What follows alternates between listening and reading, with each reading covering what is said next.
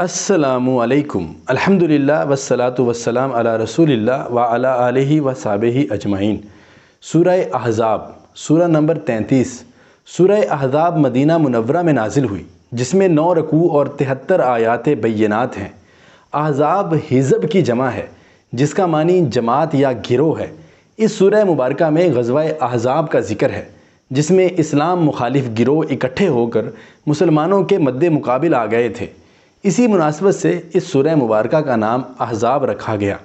سورہ احزاب میں بنیادی طور پر 3 بڑے موضوعات یعنی اجتماعی آداب، شرعی احکامات اور غزوہ احزاب و غزوہ بنی قریظہ اور ان کے ضمن میں منافقین کے کردار سے بحث کی گئی ہے۔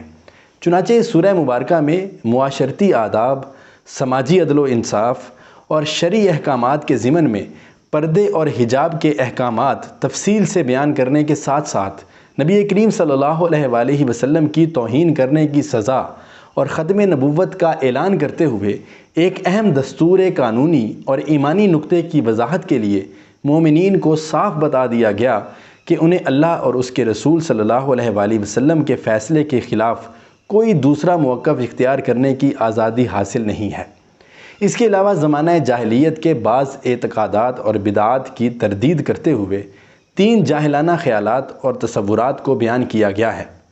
ایک یہ کہ اللہ نے کسی انسان کے پہلو میں 2 دل نہیں بنائے، بلکہ ہر انسان کا ایک ہی دل ہوتا ہے، جس میں یا ایمان ہوگا یا کفر، دونوں ایک ساتھ جمع نہیں ہو سکتے۔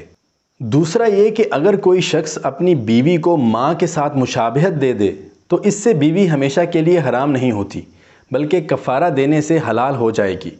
تیسرا یہ کہ منہ بولا بیٹا ہونے کی کوئی حیثیت نہیں، اس سے کوئی حقیقی بیٹا نہیں بن جاتا۔ نبی کریم صلی اللہ علیہ وآلہ وسلم تو ساری امت میں سے کسی مرد کے باپ نہیں ہیں، اور آپ کی بیویاں تمام امت کی مائیں ہیں۔